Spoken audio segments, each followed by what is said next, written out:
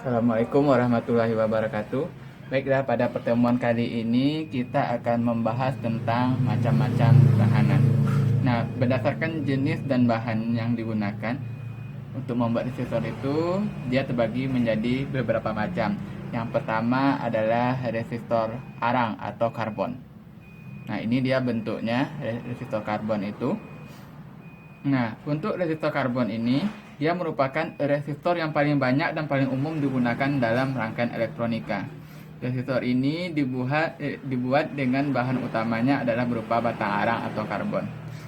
Nah, yang sering kita jumpai di lapangan itu adalah dengan kapasitas dayanya adalah 1/16 watt, 1/8 watt, 1/4 watt, setengah watt, 1 watt, 2 watt, dan 3 watt.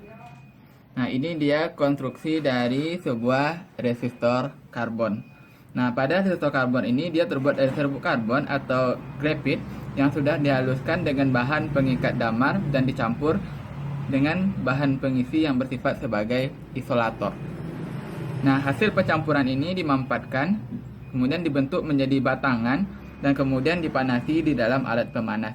Nah, perbandingan antara karbon dan bahan pengisi yang mengisolasi akan menentukan berapa nilai resistansinya. Nah, bagian penutup ujung yang dilapisi perak diberi sambungan-sambungan tembaga berlapis timah, kemudian ditekankan pada batangan resistor. Ada juga batangan karbon, batangan yang sudah terbentuk dibuat oleh pabrik. Di sekeliling sambungan dibuat sedemikian rupa sehingga sambungan tersebut terlihat terbenam. Cara ini terlihat lebih baik serta kuat dan dapat mengurangi risiko terjadinya desah elektrik sebagai akibat sambungan yang buruk. Proses terakhir, semua resistor tersebut diberi lapisan plastik atau pernis yang berfungsi sebagai isolasi elektrik dan pelindung terhadap adanya kelembaban udara yang basah. Nah, bentuk resistor yang kedua yaitu resistor kawat atau wire wound resistor. Ini dia bentuk fisiknya yang aslinya. Nah, untuk resistor kawat atau wire wound resistor merupakan resistor yang terbuat dari bahan kawat yang dililitkan, sehingga nilai resistansi resistornya ditentukan dari panjangnya kawat yang dililitkan ini. Nah, kawat yang digunakan terbuat dari nikel dan logam campuran lain untuk memperoleh resistansi dengan koefisien temperatur yang rendah. Resistor jenis ini dibuat dengan kapasitas daya yang besar. Nah, untuk bahan isolasinya yang sering digunakan adalah porselen, semen, fenolik seperti bakelit atau cukup dengan kertas biasa yang dipres. Nah, resistor ini terdapat dalam berbagai macam ukuran sesuai dengan rating dayanya, mulai dari 5 watt sampai dengan beberapa ratus watt.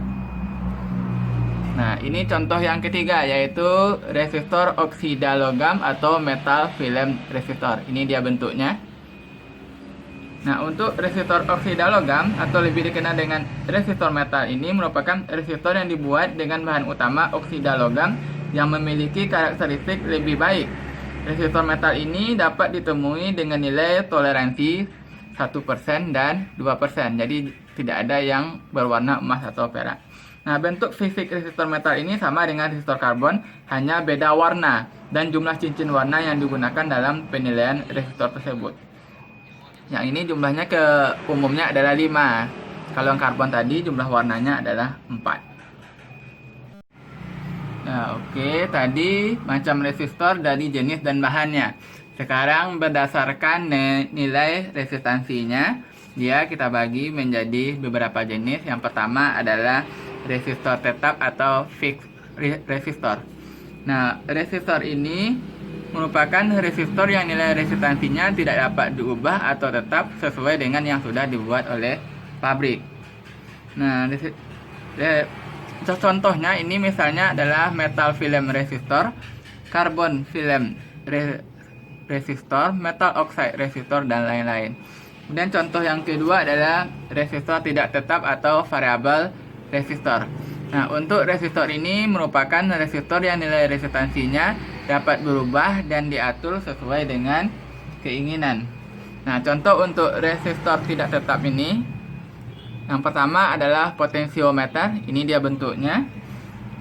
Nah, potensiometer ini merupakan jenis variabel resistor yang nilainya dapat dirubah dengan cara memutar porosnya. Nah, nilai resistansi potensiometer biasanya dia tertulis pada badan potensionya dalam bentuk kode angka.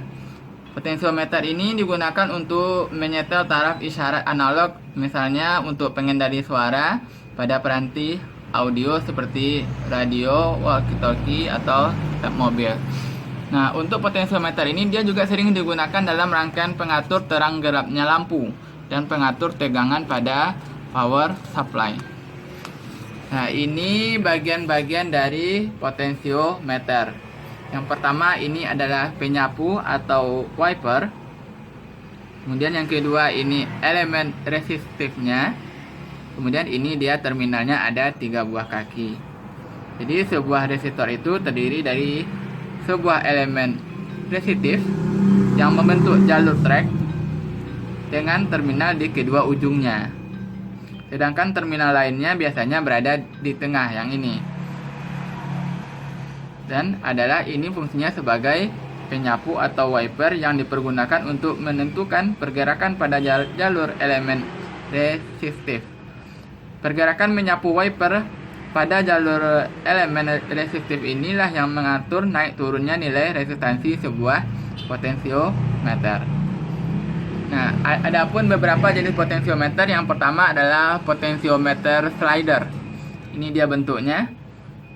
Nah, potensio ini nilai resistansinya dapat diatur dengan cara menggeser wipernya dari kiri ke kanan atau dari atas ke bawah sesuai dengan bentuk pemasangannya.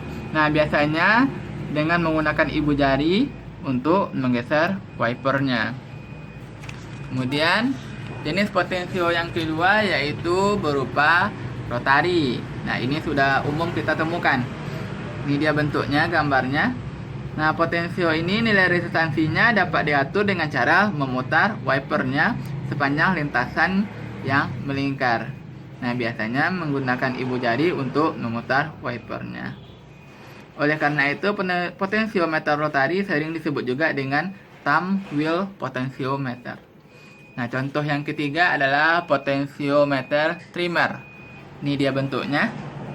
Nah, potensiometer ini bentuknya kecil dan harus menggunakan alat khusus seperti obeng untuk memutarnya. Jadi sini kita taruh obengnya untuk memutarnya. Potensio ini biasanya dipasang di PCB dan jarang dilakukan pengaturannya. Jadi dia sudah diatur terlebih dahulu. Kemudian bentuk yang selanjutnya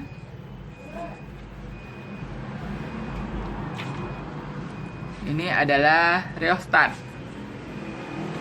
Yaitu ini bentuk yang resistor tidak tetap yang kedua. Yang pertama tadi adalah potensiometer. Yang B-nya atau yang keduanya adalah rheostat.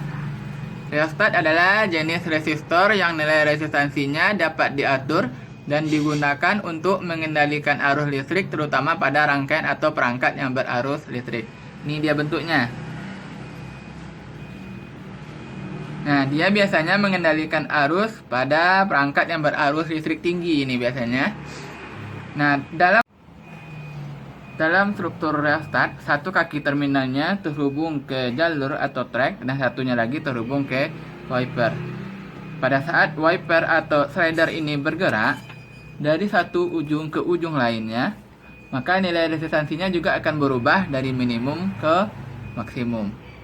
Nah, adapun macam-macam contoh rheostat ini, yang pertama adalah rheostat rotari. Ini dia bentuknya. Nah, rheostat ini paling sering digunakan untuk mengatur daya listrik. Sebagian besar rheostat jenis rotari ini menggunakan konstruksi terbuka, namun ada juga rheostat rotari dengan konstruksi tertutup. Rheostat dipasang secara paralel untuk mengatur tingkat dan rentang daya listrik. Nilai resistansinya ini diatur dengan cara memutar wipernya. Cara dengan jarum jam atau sebaliknya. Contoh yang kedua adalah rheostat slide. Nah, rheostat slide atau rheostat linear banyak digunakan pada laboratorium penelitian dan edukasi. Rheostat slide ini terbuat dari kawat beresisten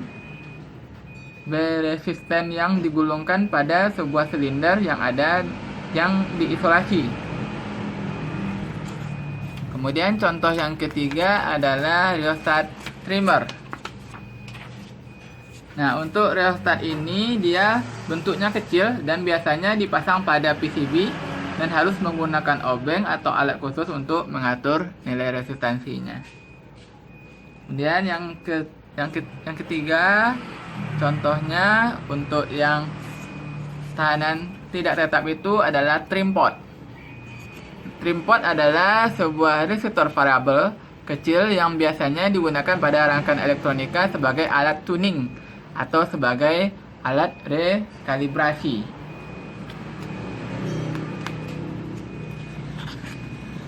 Nah, untuk kode warna tahanan dan cara membacanya, silakan Anda kunjungi video yang berjudul Konsep Tahanan. Di sana sudah dijelaskan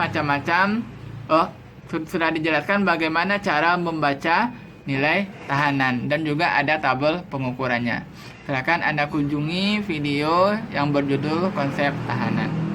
Sekianlah materi kita pada kali ini tentang macam-macam tahanan. Assalamualaikum warahmatullahi wabarakatuh.